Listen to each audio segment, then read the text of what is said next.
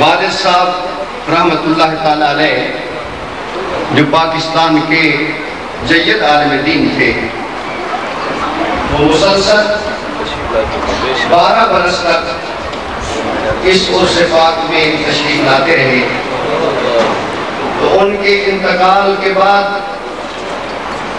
حضور سجاد نشین قبلہ شاہ کمال میاں نے مجھے حکم فرمایا کہ اپنے والد کی طرح تم بھی اس دربار عالیہ پر حاضری دیتے رہو۔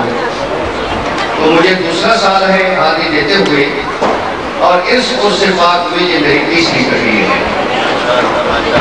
2 راتیں مسلسل میں آپ کے سامنے معروضات پیش کر چکا ہوں۔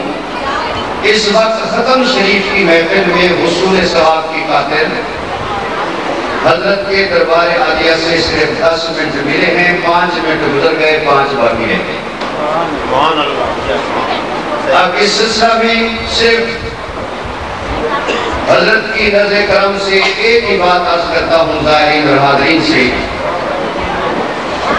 اور قبلہ سید حمد علی قادری صاحب، سید علم الدین قادری صاحب، مولانا غلام فرید سعیدی صاحب، قاری سعید احمد اشرف صاحب کی موجودگی میں اور مشائخ کی موجودگی میں مجھے جرات تو نہیں، لیکن حاضرین سے ایک بات عرض کرتا ہوں کہ اللہ والوں کے پاس حاضری دینا یہ سنت مصطفیٰ ہے۔ پھر سن لیجئے، اللہ والوں کی زیارت کے لیے جانا یہ امام الانبیاء علیہ السلام کی سنت ہے۔ اس لیے جب آپ کسی ولی کامل کے دربار میں یا اس کی ظاہری حیات میں حاضری دیں تو سنت مصطفیٰ سمجھتے ہوئے حاضری دیں۔ اب سنت کسے کہتے ہیں؟ سرکار کی ادا کو بھی سنت کہتے ہیں، سرکار کے فرمان کو بھی سنت کہتے ہیں، سرکار کے قول و فعل کو بھی سنت کہتے ہیں، اور سرکار کے سامنے جو کام ہو اور سرکار خاموش رہے اسے بھی سنت کہتے ہیں، اور پھر میرے نبی کے صحابہ کے طریقے کو بھی سنت کہتے ہیں۔ تو آئیے، اگر ولی ظاہری حیات میں موجود ہوں تو ان کے پاس حاضری دینا سنت مصطفیٰ کیسے ہے؟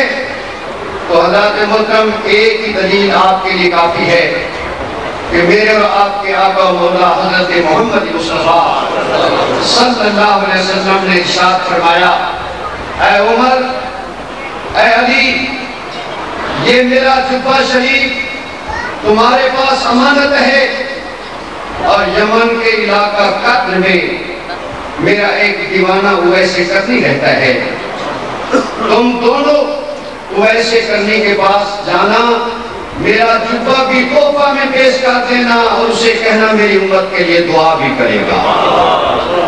اب اویس کرنی صحابی نہیں ہے، اکثر علماء کا قول ہے کہ آپ خیر التابعین ہیں، سید التابعین ہیں، ظاہری طور پہ زیارت نہیں کر سکے، لیکن ہر وقت ان کی نگاہوں میں مصطفیٰ کے جلوے رہا کرتے تھے۔ تو سیدنا عمر فاروق، سیدنا مولا علی رضی اللہ تعالی عنہما کا مدینہ شریف سے کرن چل کے جانا اور اویس کرنی سے دعا کرانا اس بات کی دلیل ہے کہ میرے مصطفیٰ نے خود بھیجا کہ ولی کی زیارت بھی کراؤ، میری امت کے لیے دعا بھی کراؤ۔ یہ سنت مصطفیٰ ہے۔ اور اگر ولی دنیا سے پردہ کر دیں، کیونکہ ولی مرتے نہیں، ولی زندہ ہوتے ہیں۔ شاعر مشرق ڈاکٹر اقبال کہتے ہیں، کبھی نیک لوگوں کو اپنے آپ سے جدا نہ سمجھا کرو۔ کیوں؟ اس لیے کہ مرنے والے مرتے ہیں لیکن فنا ہوتے نہیں، مرنے والے مرتے ہیں لیکن فنا ہوتے نہیں، مرنے والے مرتے ہیں لیکن فنا ہوتے نہیں، یہ حقیقت میں کبھی ہم سے جدا ہوتے نہیں، یہ حقیقت میں کبھی ہم سے جدا ہوتے نہیں۔ اس لیے اللہ والے اپنی قبور میں بھی زندہ ہیں اور ان کی توجہ ہم سب پر رہتی ہے، اور اگر یہ وصال کر دیں تو ان کی قبور پر حاضری دینا، یہ معراج کی رات